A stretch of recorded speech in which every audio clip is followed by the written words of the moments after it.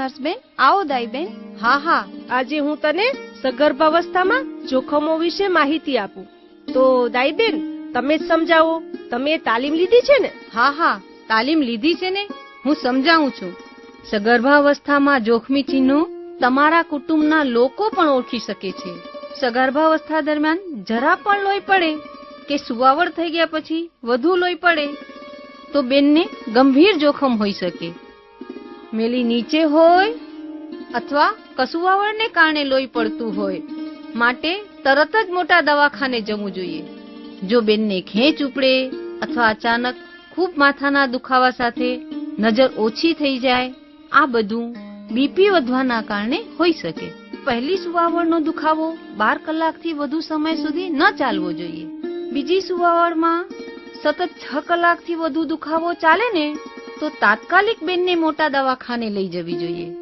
જો બેનને સાંધામાં દુખાવો થતો હોય તો તેને દાતરડાનો રોગ હોઈ શકે. તરત આ રોગની તપાસ કરાવવી જોઈએ. અધૂરા મહિને ખૂબ જ પેટમાં દુખે કે પાણી પડે, વધુ પડતી અશક્તિ અથવા પગમાં સોજા આવે તે પણ જોખમી છે. ઉપરના કોઈ પણ જોખમી ચિહ્નો તમને દેખાય એટલે તરત જ 108 ને બોલાવી ને મોટા દવાખાને જવું જોઈએ. એવા મોટા દવાખાને જવું જ્યાં સ્ત્રી રોગના નિષ્ણાત ડોક્ટર, લેબોરેટરી અને ઓપરેશનની સગવડ હોય.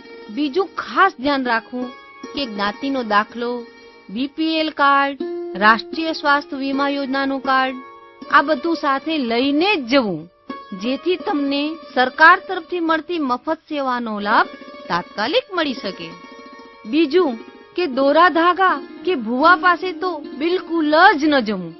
છેલ્લે હું આશા વર્કર બેનને કહું કે એ તમને નજીકના મોટા અને મફત દવાખાનું જેમાં સ્ત્રી રોગ નિષ્ણાત ડોક્ટર હોય છે એની માહિતી આપે.